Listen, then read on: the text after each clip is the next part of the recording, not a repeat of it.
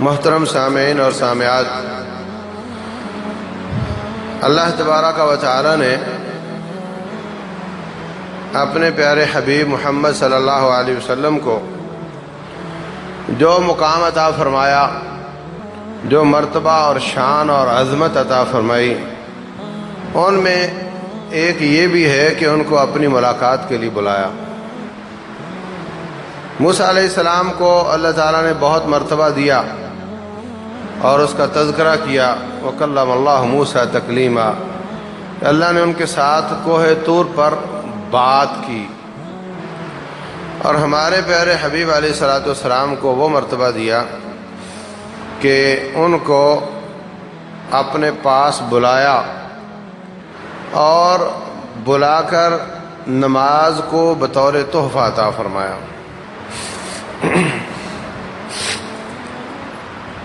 معراج عروج سے ہے، عروج کا معنی چڑھنا، عروج و زوال آپ جانتے ہیں۔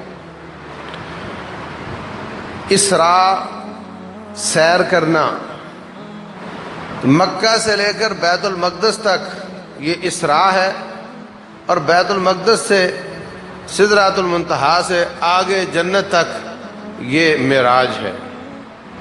تو ان دونوں کو ملا کر کہا جاتا ہے اسراء اور معراج۔ یہ دو دفعہ ہوئی ہے۔ ایک دفعہ خواب میں رسول اللہ صلی اللہ علیہ وسلم کو آسمانوں پہ لے جایا گیا اور وہاں پر معراج کا جتنا واقعہ ہے وہ سارا خواب کے ذریعے ہوا، اور ایک دفعہ بنفس نفیس خود رسول اللہ صلی اللہ علیہ وسلم کو لے جایا گیا اور آسمانوں کی سیر کروائی گئی۔ یہ دو الگ الگ واقعات ہیں اور دونوں ہی سچے ہیں۔ اسراء اور معراج کب ہوئی اس میں اختلاف ہے۔ بعض کہتے ہیں جیسے نبوت ملی تھی فوراً بعد اسراء ہو گئی تھی، معراج ہو گئی تھی۔ بعض کہتے ہیں 5 سال بعد ہوئی، بعض کہتے ہیں 10 سال بعد ہوئی، بعض کہتے ہیں 12 سال بعد ہوئی۔ یہ 5 اقوال ہیں جن میں کسی کے پاس کوئی واضح دلیل نہیں ہے۔ تو جس معراج کا سال متعین نہ ہو اس کا مہینہ اور دن کیسے متعین ہو سکتا ہے، اور پھر اس متعین دن کو منایا کیسے جا سکتا ہے، اور پھر اس میں جو منانے کے کام کیے جاتے ہیں وہ بھی کتاب و سنت سے ثابت نہ ہوں، تو پھر اس پورے کہانی کے اندر کیا رہ جاتا ہے۔ سالوں کا اختلاف ہے۔ کچھ علماء کئی سال پہلے کہتے ہیں، کچھ کئی سال بعد کہتے ہیں، اور پھر ہر قول کے مطابق مہینے بھی بدل جاتے ہیں۔ ڈیٹ تو دور کی بات ہے، اور اس کو یہ سمجھنا کہ وہ 27 رجب کو ہوئی اور اس دن جناب تم کنڈوں کا ختم کیا کرو، یہ سب باتیں اپنی بنائی ہوئی ہیں۔ یہ وہ دین ہے جو اسلام کے اندر اضافہ کیا گیا ہے۔ ہمارے بچپن میں یہ کہا جاتا تھا کہ یہ کنڈے صرف رات کے اندھیرے میں تاروں کی روشنی میں ہوں گے، دن کی روشنی میں نہیں ہوتے۔ تو اس وقت تو بچے سارے سو رہے ہوتے تھے، تو شکایت بڑھی تو ہم نے ان کو دن میں کرنے کا جواز پیدا کر لیا، اور اس کے پیچھے کچھ نہیں ہے۔ اسلام منانے سے نہیں ہوتا، اسلام کام کرنے کا نام ہے۔ اسلام عقیدے اور عمل کا نام ہے، اسلام دن منانے کا نام نہیں ہے۔ یہ کافروں کے طریقے ہیں کہ یہ ماں کا دن منا لو اور پھر سارا سال ماں کی بےزتی کرتے رہو، ایک دن باپ کا منا لو، ایک دن بدکاری کا ویلنٹائن ڈے منا لو۔ یہ فحاشیوں اور یانیوں کے بھی، بے حیائی اور نافرمانی اور بغاوت کے بھی دن منائے جاتے ہیں، اور کچھ اچھے کاموں کے بھی دن منائے جاتے ہیں، اور دن منا کر باقی سارا سال چھٹی کر دی جاتی ہے۔ یہ طریقہ مسلمانوں کا نہیں ہے۔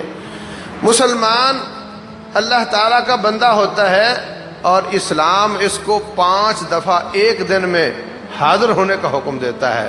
سال میں ایک دن نہیں، ایک دن میں 5 دفعہ اس کی حاضری لگتی ہے۔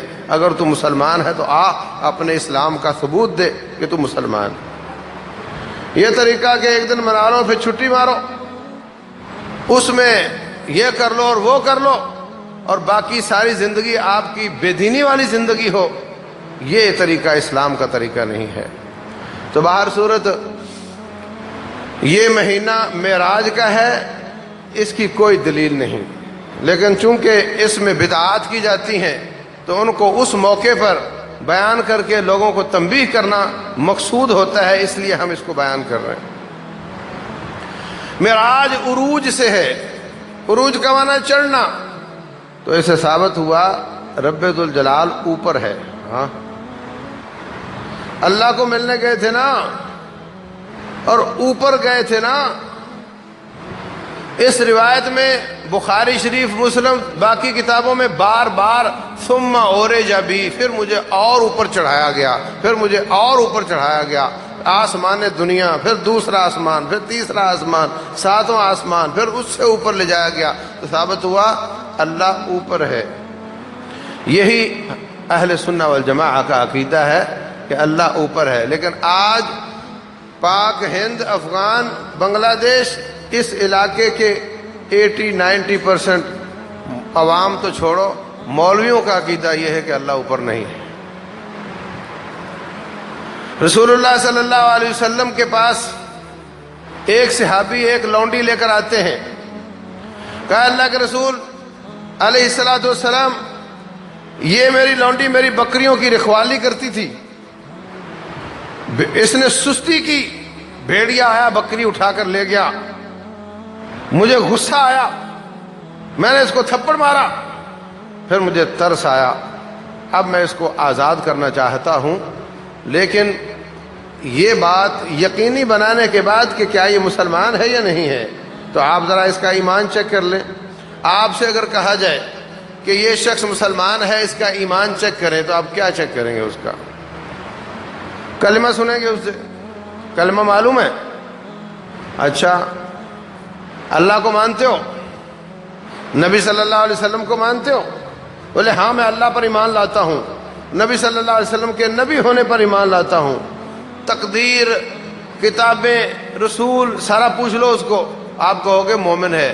لیکن قربان جاؤں، میرے مصطفیٰ علیہ السلام نے ان سارے سوالوں میں سے کوئی سوال نہیں کیا۔ یہ بھی نہیں کہا ایک رب مانتے ہو، تین مانتے ہو، یہ بھی نہیں کہا ایک رب کی عبادت کرتے ہو، شرک کرتی ہو، یہ کچھ نہیں سوال کیا۔ ایک سوال کیا ربوبیت کا، ایک سوال کیا رسالت کا، اور اس کو پورے نمبر دے دیے۔ فرمایا این اللہ، اللہ کہاں ہے؟ کہتی ہے اللہ فی السماء، اللہ بلندیوں پر ہے۔ کہا من انا، میں کون ہوں؟ کہتی ہے انت رسول اللہ صلی اللہ علیہ وسلم۔ فرمایا اعتقھا فانھا مومنہ، میں محمد اس کے ایمان کی تصدیق کرتا ہوں، اس کو آزاد کر دو۔ اگر یہ پہلا سوال آج کے مسلمان سے کیا جائے تو اکثر فیل ہو جائیں۔ عجیب و غریب تصورات ہیں، اور یہ تصورات کب آئے؟ جب عباسی زمانے میں اور عثمانی زمانے میں دوسرے ثقافتوں کے ترجمے، ان کی کتابوں کے ترجمے، ان کے فلسفوں کے ترجمے عربی میں کر کے مسلمانوں کو گمراہ کیا گیا۔ اس وقت یونان، جو کہ ترکی کی بغل میں ہے، یونان کی قدیم ثقافت کے ترجمے، ارسطو اور یہ جو ان سے پہلے تھے، ان کے فلسفوں کے ترجمے جب کیے گئے، اس کے نتیجے میں عقلانیت پیدا ہوئی، اللہ اس کے رسول کے مقابلے میں عقل پرستی کا مادہ دنیا میں پیدا ہوا۔ تو انہوں نے کہا کہ اگر ہم کہیں اللہ اوپر ہے تو اوپر کا لفظ تو مخلوق ہے، اور اللہ خالق ہے، تو اللہ مخلوق کے اندر کیسے ہو سکتا ہے؟ نعوذ باللہ، لہذا اوپر نہیں۔ اچھا پھر دائیں ہوگا؟ دائیں بھی تو مخلوق ہے، بایاں بھی مخلوق ہے، نیچے بھی مخلوق ہے، اس لیے اللہ کہیں نہیں، اللہ کہیں نہیں، نعوذ باللہ۔ کہیں نہیں کا مطلب اللہ ہے نہیں، تم انکار کر رہے ہو رب ذوالجلال کا، بولے ہے بھی مگر کہیں نہیں، یہ کیا بات ہوئی؟ اللہ ہے مگر کہیں نہیں. اور یہ آپ مت سمجھیے کہ میں کوئی پرانی کتابیں پڑھ کر آیا ہوں، یہ آپ اپ ٹو ڈیٹ معلومات ہیں، آپ سنتے رہتے ہیں. پھر لامکاں سے صدا ہوئی سوئے آسماں، پھر چلے نبی بلغ العلا بکمالہ صلو علیہ وآلہ. صدا کہاں سے ہوئی؟ لامکاں کا معنی کہیں نہیں، لا کا معنی نہیں، مکان کا معنی جگہ، کسی جگہ بھی اللہ نہیں ہے نعوذ باللہ. اللہ نعوذ باللہ لامکان ہے. اور صدا ہوئی لامکان سے حبیب آ جا، اور گئے آپ آسمان کی طرف. یہ کیا بات ہوئی؟ ہاں، جب صدا لامکان سے ہوئی تو جانا بھی لامکان چاہیے تھا، اور اگر گئے آسمان کی طرف تو پھر صدا بھی آسمان سے ہی آئی ہوگی. اور یہ بات اتنی سادہ ہے مگر اس کو اس قدر جمیلہ بنا کر پیش کیا جاتا ہے، اور لوگ سوائے سبحان اللہ کہنے کے کچھ بھی نہیں کرتے. کوئی نہیں پوچھتا کہ تم یہ کیا بات کر رہے ہو، صدا لامکان سے ہوئی اور گئے آسمان کی طرف. اللہ تبارک و تعالیٰ فرماتے ہیں الرحمن علی العرش استوى، رحمان عرش پہ ہے. آپ نماز میں پڑھتے ہیں سبحان ربی الاعلی، رب بلند ہے، رب میرا رب بلند ہے. اور اللہ اکبر فرمایا الیہ یصعد الکلم الطیب والعمل الصالح یرفعہ، اللہ کی طرف کلمات طیبات، ہمارے نیک اعمال چڑھائے جاتے ہیں، ہمارے نیک اعمال اللہ کی طرف چڑھتے ہیں. تو جب اللہ کی طرف چڑھتے ہیں تو مطلب اللہ کے دربار میں پیش ہونے کے لیے چڑھنا پڑتا ہے. اللہ بلند ہے، اللہ کا نام ہے العلی، اللہ بلند ہے، اس کا معنی بلندی. متعدد دلائل ہیں اس بات کے. لونڈی نے کہا اللہ اوپر ہے، فرمایا یہ مومنہ ہے، اس کو آزاد کر دو. تو معراج کا پہلا سبق یہ ہے کہ اپنا عقیدہ درست کر لو، اللہ آسمان پر ہے، آسمانوں کے بھی اوپر ہے، بلندیوں پر ہے، عرش پر ہے.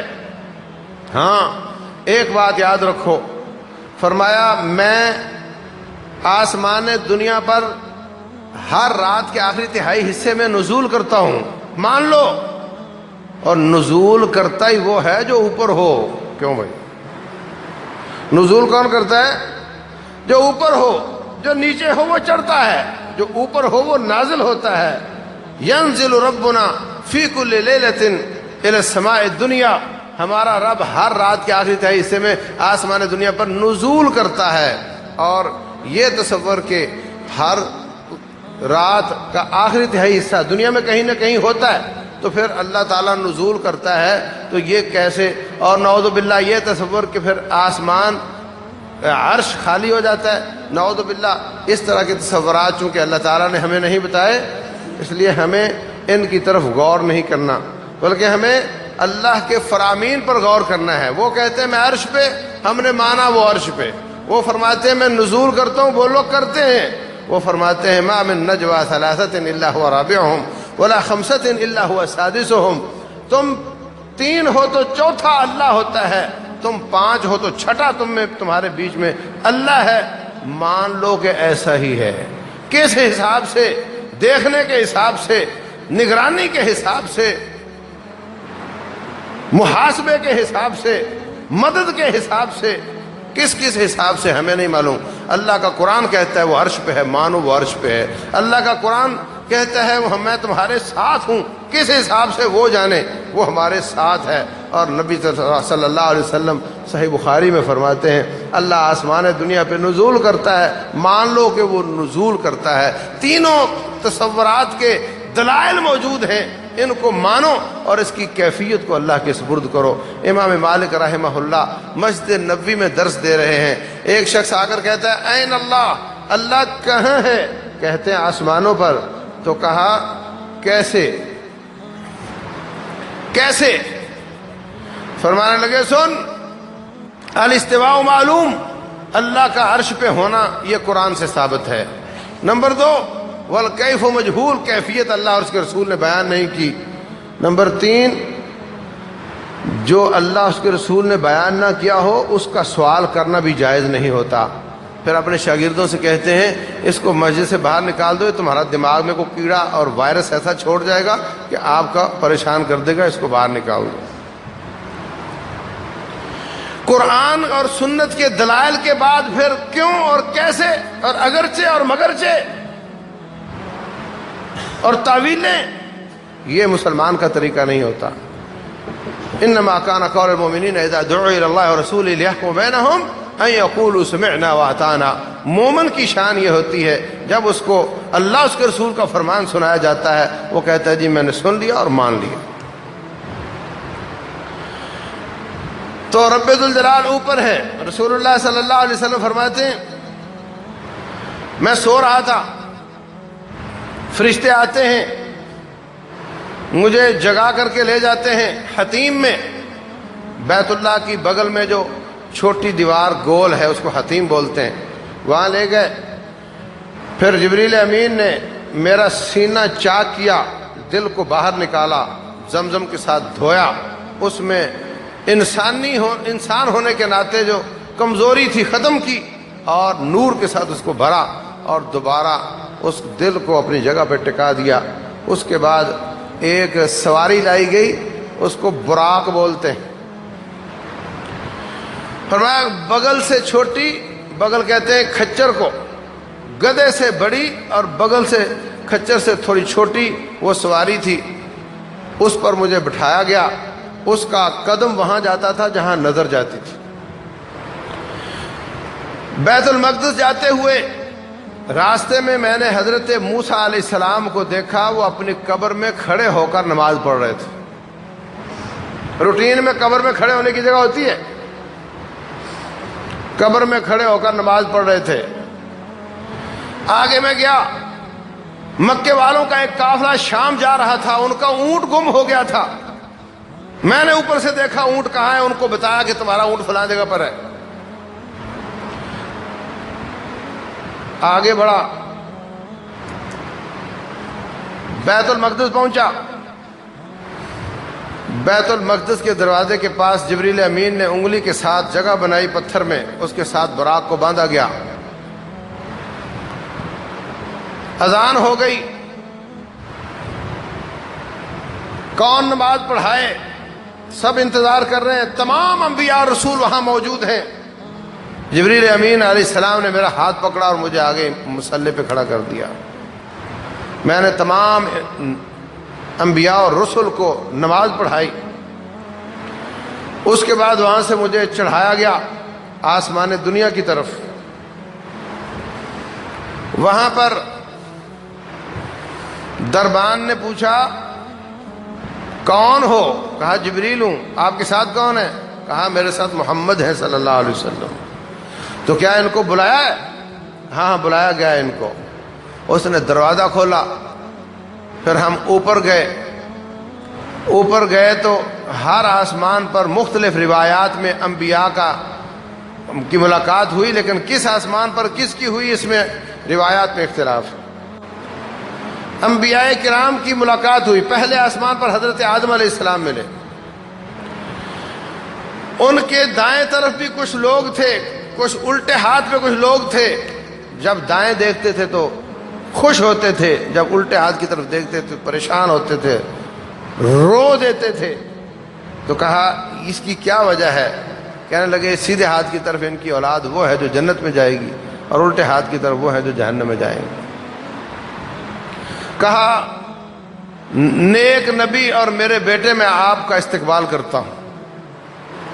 پوچھا یہ کون ہے؟ کہا یہ آپ کے ابا آدم علیہ السلام۔ اوپر والے آسمان پہ بھی اسی طرح دروازے پہ روکا گیا، پوچھا گیا، تحقیق کے بعد دروازہ کھلا اور اوپر گئے۔ اور قرآن میں اللہ تعالیٰ فرماتے ہیں لا تفتح لهم ابواب السماء ولا يدخلون الجنہ حتى يلج الجمل في سم الخياط۔ جو لوگ اللہ کے باغی ہو، نافرمان، مشرک اور کافر ہوتے ہیں، بدعات میں اٹے ہوئے ہوتے ہیں، جب روح نکالی جاتی ہے آسمان کی طرف سب کی روح لے جائی جاتی ہے، نیک روح کو آسمان پر جانے کی اجازت مل جاتی ہے، اور بد روح، بری روح، باغی آدمی کی روح کو اس کے لیے آسمان کے دروازے نہیں کھولے جاتے، پھر اس کو وہیں سے پھینک دیا جاتا ہے، وہ نیچے سجین میں چلی جاتی ہے۔ تو فرمایا ان کے لیے آسمان کے دروازے نہیں کھولے جاتے، آسمان کے دروازے نہیں کھولے جاتے۔ یہاں یہ تصور آج کی سائنس کا کہ آسمان ہے ہی نہیں، سائنسدان کہتے ہیں آسمان ہے ہی نہیں، آسمان کسی چیز کا نام نہیں ہے، یہ تو آپ کی نظر جہاں تک دیکھتی ہے اس کو آپ آسمان کہہ دیتے ہو، یہ تو آپ کی نظر کی انتہا ہے، آسمان کچھ نہیں۔ یہ بات درست ہے کہ جس کو ہم سمجھتے ہیں ہو سکتا ہے وہ آسمان نہ ہو، لیکن آسمان کا انکار نہیں تم کر سکتے۔ ہمارا قرآن کہتا ہے یہ آسمان ہے، یہ سالڈ ہے، اس کے دروازے ہیں، کھولا جاتا ہے، کھولے بغیر کوئی اوپر جا نہیں سکتا۔ اور افلا ينظرون الى السماء، ہاں کس طرح اللہ تعالیٰ فرماتے ہیں کیا تم آسمان کی طرف نہیں دیکھتے؟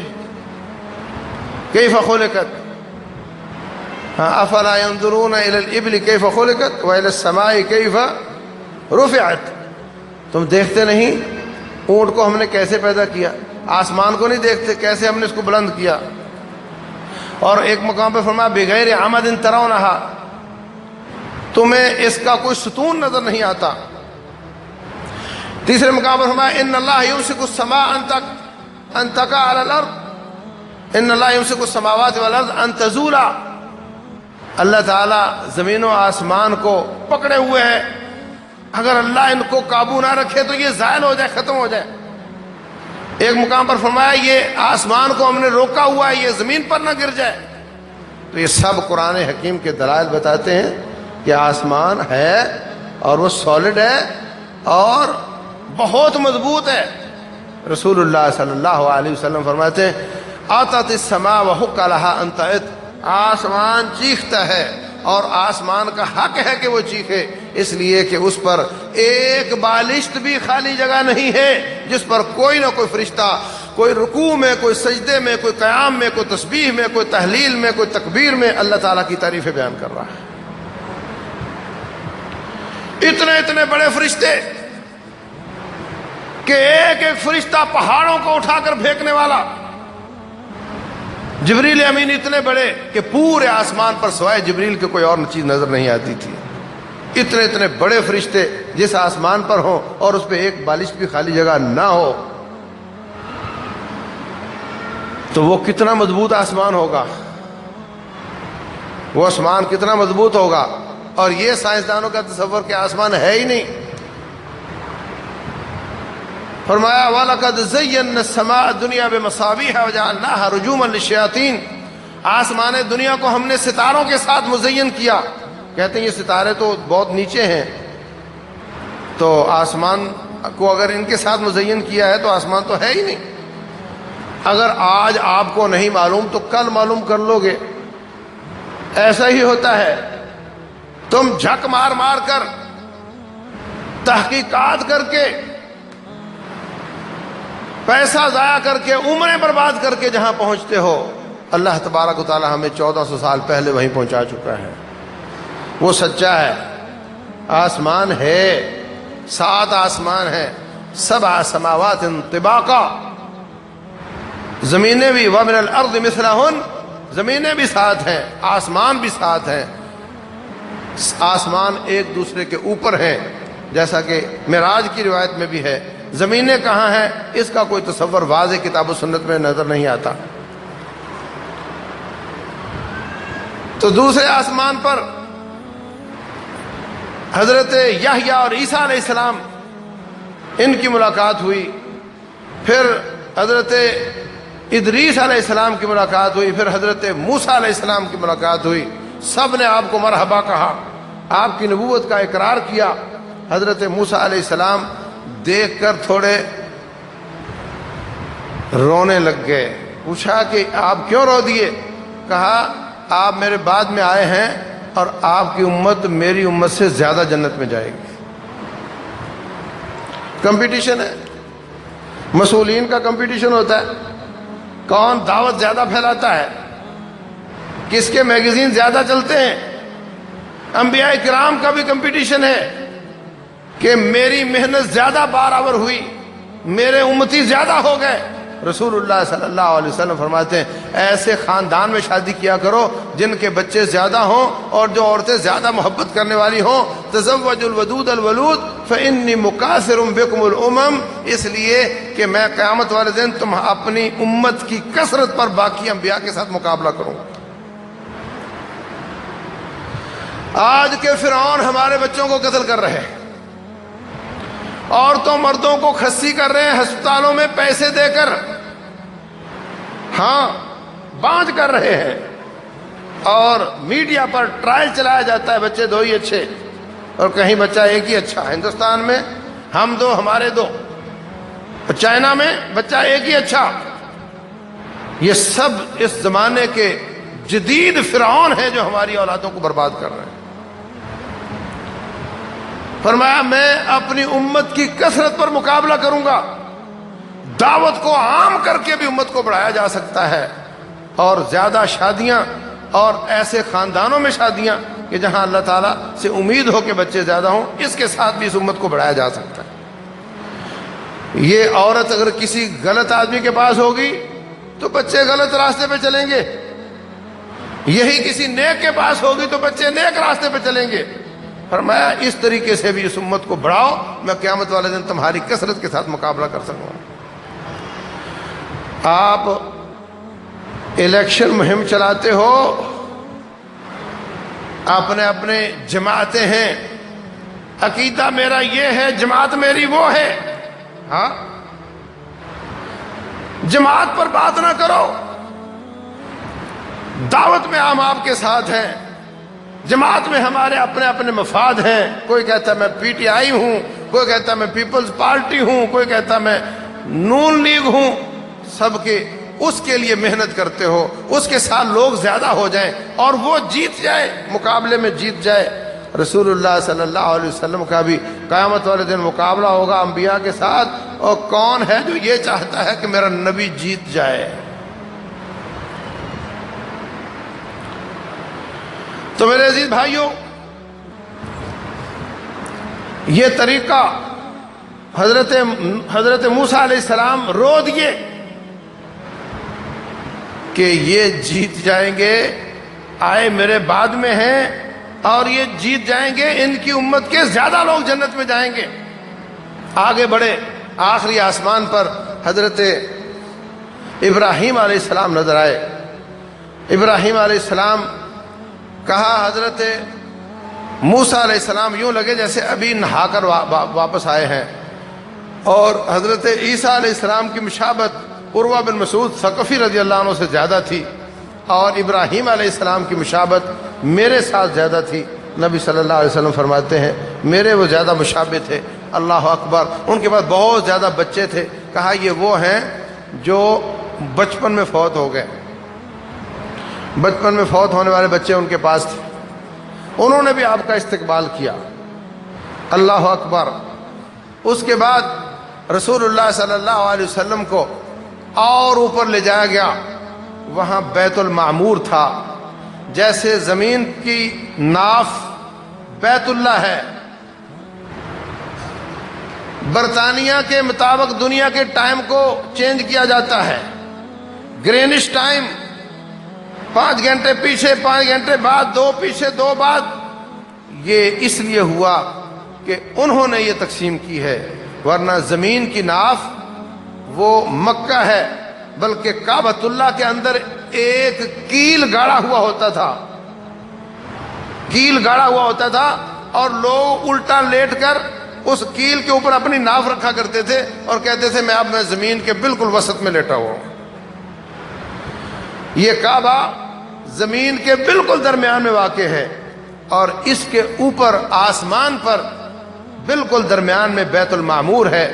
اس کا طواف انسان کرتے ہیں، اس کا طواف فرشتے کرتے ہیں، اور اس کے اندر داخل ہو کر عبادت کرتے ہیں۔ رسول اللہ صلی اللہ علیہ وسلم فرماتے ہیں میں نے دیکھا 70,000 فرشتہ روزانہ اس میں داخل ہوتا ہے، اور جو ایک بار داخل ہو جاتا ہے قیامت تک اس کی دوبارہ باری نہیں آتی۔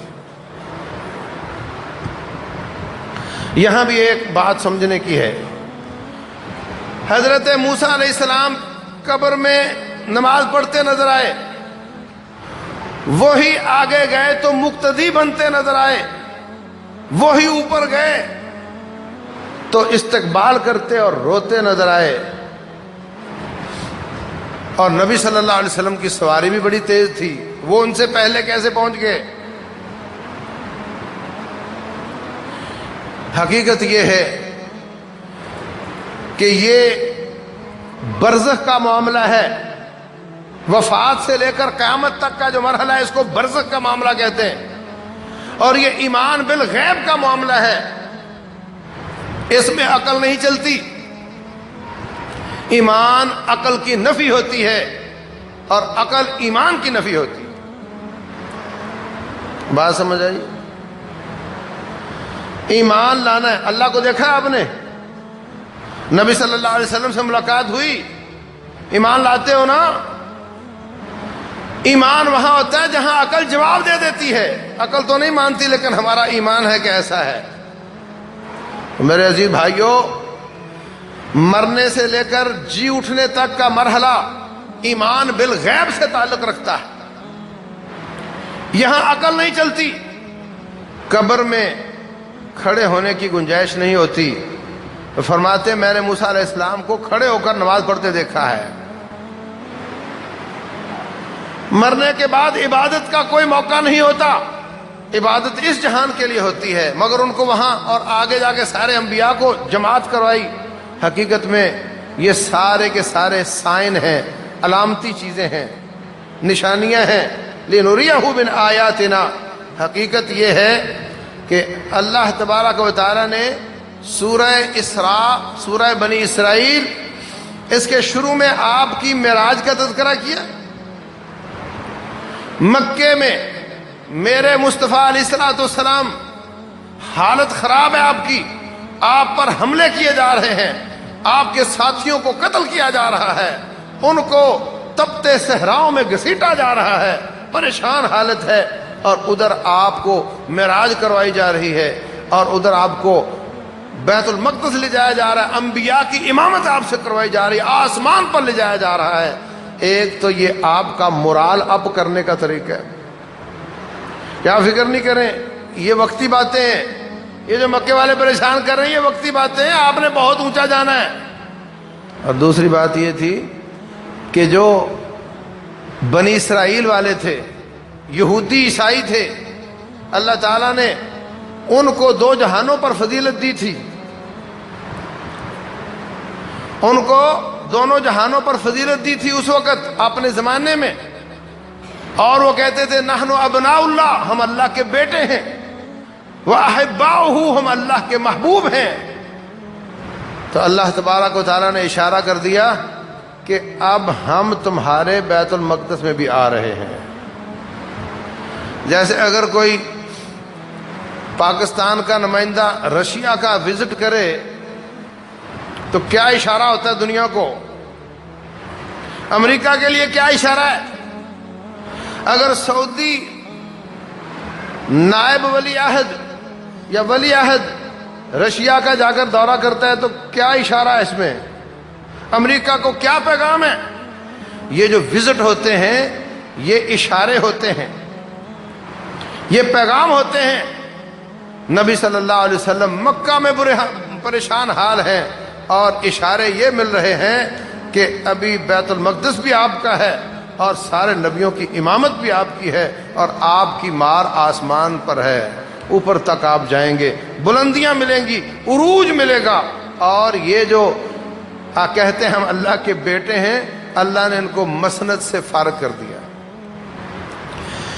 سورہ بنی اسرائیل کے شروع میں یہ آیت اور اس کے بعد بنی اسرائیل کی بدماشیاں, سیاکاریاں, بغاوتیں, ان کا ذکر کرنے کے بعد اللہ فرماتے ہیں وَكَمْ أَهْلَكْنَا مِنَ الْقُرُونِ مِنْ بَعْدِ نُوحٍ وَكَفَى بِرَبِّكَ بِذُنُوبِ عِبَادِهِ خَبِيرًا بَصِيرًا. نوح علیہ السلام سے لے کر آج تک کتنی بستیوں کو ہم نے تباہ و برباد کر دیا.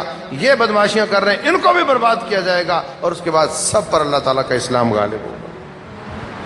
یہ اشارے ہیں اللہ تعالیٰ کی طرف سے. اور یاد رکھو عالم برزخ انبیاء کرام کا ہونا، ان کی مختلف کیفیتیں یہ عقل میں نہیں آتی. ابھی وہ ادھر نماز پڑھ رہے ہیں، ابھی ادھر پڑھ رہے ہیں، ابھی آسمان پر بھی آپ سے پہلے پہنچے ہوئے ہیں، لیکن یہ سب ایمان لانے کی چیزیں ہیں. بہت بڑا دھوکہ ہو گیا ان لوگوں کو جنہوں نے یہ کہا کہ قبر میں عذاب نہیں ہو سکتا، اس لیے کہ قبر تو سب کو نصیب نہیں ہوتی، اور اگر ہم قبر کو دوبارہ کھولیں تو وہاں تو کوئی سانپ بچھو نہیں ہوتا، کوئی آگ نہیں ہوتی، اس لیے قبر میں عذاب نہیں. انہوں نے اپنی عقل کے ساتھ اس کا انکار کیا. رسول اللہ صلی اللہ علیہ وسلم فرماتے ہیں جب انسان کو قبر میں ڈالا جاتا ہے، صحیح سنن ابو داود میں روایتیں موجود ہیں، کہا یعاد الیہ روحہ، اس کی روح لوٹا دی جاتی ہے. یاتیہ ملکان فیقعدانہ، دو فرشتے آ کر کے اس کو بٹھاتے ہیں اور اس کو کہتے ہیں تیرا رب کون ہے، یہ شخص کون ہے جو تمہاری طرف بھیجے گئے تھے، تیرا دین کیا ہے؟ اگر جواب درست دے تو کہا یوسع لہ فی قبرہ مد بصرہ، جہاں تک نظر جاتی ہے اس کی قبر کو کھول دیا جاتا ہے. اور ہماری عقل کہتی ہے کہ قبرستان میں اتنی گنجائش نہیں ہوتی. ہاں، قبرستان میں اتنی گنجائش نہیں ہوتی. تو یہ ایمان کی چیزیں ہیں، عقل کی چیزیں نہیں ہیں. جن لوگوں نے ایمان والی کو عقل پر پرکھنا شروع کیا وہ گمراہ ہوئے، اور ان میں وہ گمراہ فرقہ جو قبر کے عذاب کا انکار کرتا ہے اسی وجہ سے گمراہ ہوا. تو یہ عالم برزخ کے احوال ابھی اس واقعہ معراج میں اور بھی آئیں گے کہ بدکاروں کے ساتھ کیا ہو رہا تھا، سود خوروں کے ساتھ کیا ہو رہا تھا، اور جو لوگوں کے مال ہڑپ کرنے والے ان کے ساتھ کیا ہو رہا تھا. وہ بیان بھی برزخ کا بیان ہوگا. اور یہ سب کے سب یہ ایک نمونے کے طور پہ دکھائے گئے. نہ قبر میں نہر بن سکتی ہے اور نہ اس میں اس طرح کی سزائیں ہو سکتی ہیں. اللہ تعالیٰ ان کی روحوں کو کسی اور جگہ لے جا کر سزا بھی دے سکتا ہے، روح کا جسم سے تعلق جوڑ کر بھی سزا دے سکتا ہے، روح اور جسم کو الگ الگ رکھ کر بھی سزا دے سکتا ہے، اور روح کو مٹا کر کے جلا کر کے ذرے ذرے کر دیے جائیں اللہ ان کو جمع کر کے بھی سزا دے سکتا ہے، ان کو اپنی اپنی جگہ پر بھی سزا دے سکتا ہے. اللہ ہر چیز پہ قادر ہے. اس لیے جو اللہ اس کے رسول علیہ الصلوۃ والسلام فرما دیں اس پر ایمان لاؤ، اس کو مان جاؤ، اور اپنی ادھر کی ادھر کی عقلیں مت دوڑاؤ. اگر جاؤ گے تو سب پتہ چل جائے گا آپ کو کہ وہاں کیا ہوتا ہے. سب کا ایمان درست ہو جائے گا، لیکن اس وقت کی درستی ایمان کی فائدہ نہیں دے گی، آج اس کی درستی فائدہ دے گی. اللہ تبارک و تعالی ایمان اور عمل والی زندگی عطا فرمائے، عقیدے کی اصلاح کی توفیق عطا فرمائے، جو سنا ہے عمل کی توفیق دے. وما علینا الا البلاغ.